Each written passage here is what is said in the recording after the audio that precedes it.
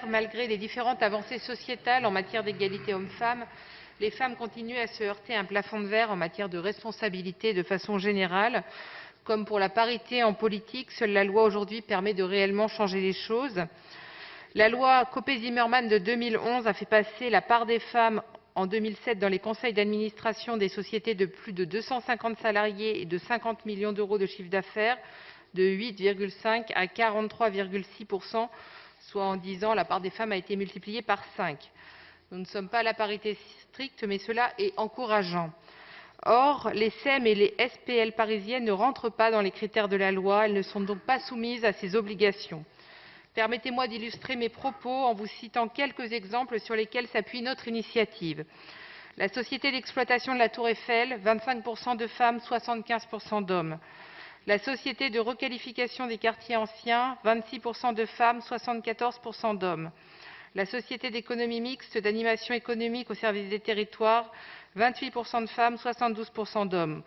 Ou encore la société d'études de maîtrise d'ouvrage et d'aménagement parisienne, 33% de femmes, 67% d'hommes. La diversité est un facteur de performance dont les effets sont connus dans les grandes entreprises. La moitié des Parisiens sont des Parisiennes. Renforcer la place des femmes est essentiel pour avoir une vision équilibrée sur les enjeux d'urbanisme, comme nous l'avons déjà évoqué lors du débat sur le PLU.